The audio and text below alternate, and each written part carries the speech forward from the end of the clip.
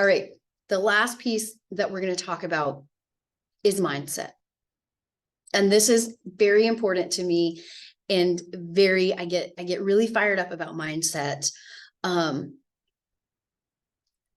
There's so much in our society that is impacting your mindset on a subconscious level that you probably don't even realize, and is therefore impacting your quality of life.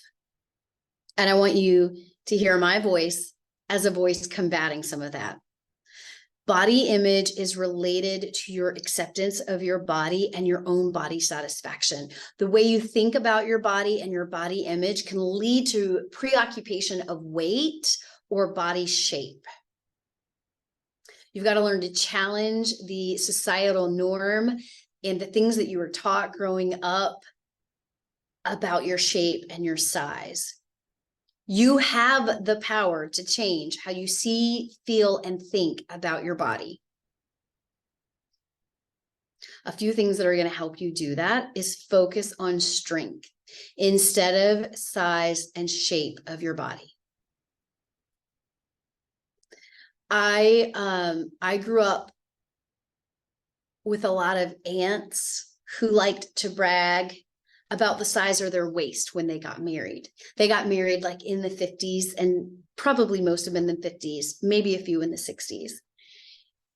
And that was like a big bragging right, was, well, I had a 21-inch waist, or well, I had a 22-inch waist, or whatever the case may be.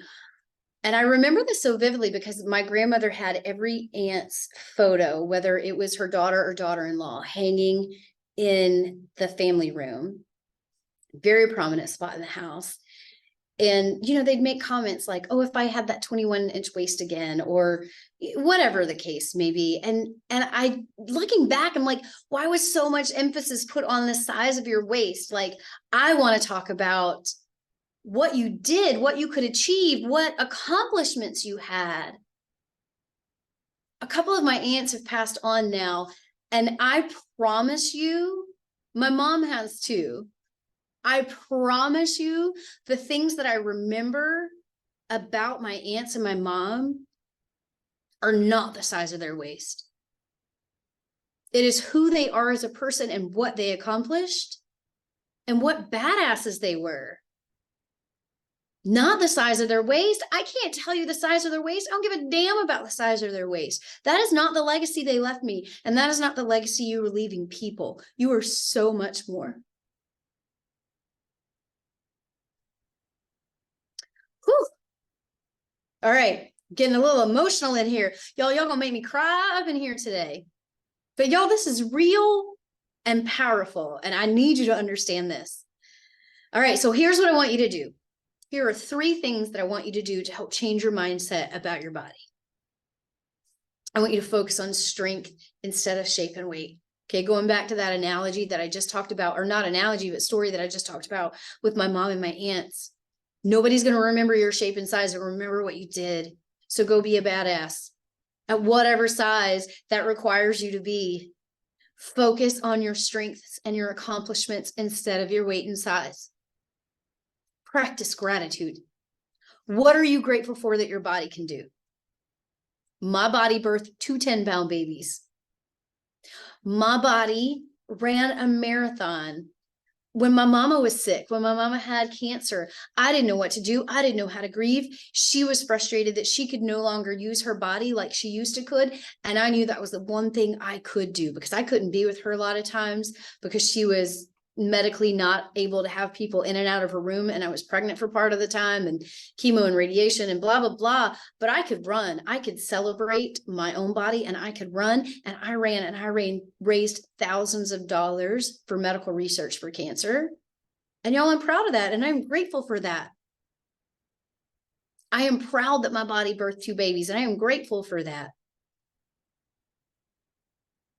What are you proud of? What are you grateful for? And it doesn't, those are big examples. Those are like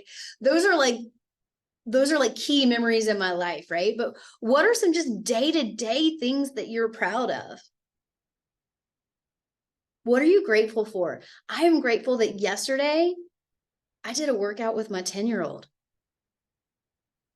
We laughed and we giggled and we did a workout together. That's a core memory for me. It was a small thing, but it was a big memory, and it's going to be a big memory for him. And I am grateful for my body for that.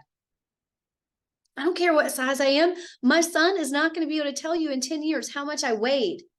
He couldn't tell you how much I weighed right now, but he certainly couldn't tell you in 10 years how much I weighed when we did that workout together. I am grateful for my body for allowing me to do that with him.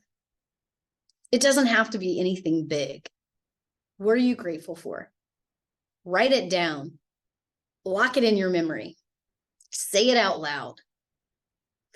And then be savvy about social media. Social media is hard because there's so much out there that just isn't real. It's been altered. It's been edited.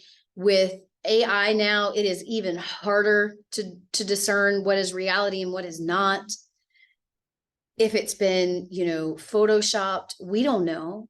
Filters, almost everything has a filter on it, video, pictures, whatever, and it's not realistic. So then we have like this body dysmorphia when we see ourselves in the mirror, because there's not AI in the mirror. There's not photo editing tools in the mirror. There's not filters in the mirror. The mirror is real, and we're not used to looking at real, and that is hard. And if that is too hard for you, I get it. Shut it off. Unfollow the accounts that cause you harm.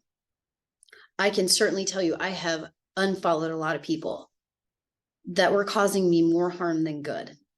Social media is meant to be fun and good. And if it is causing you mental disease, shut it off.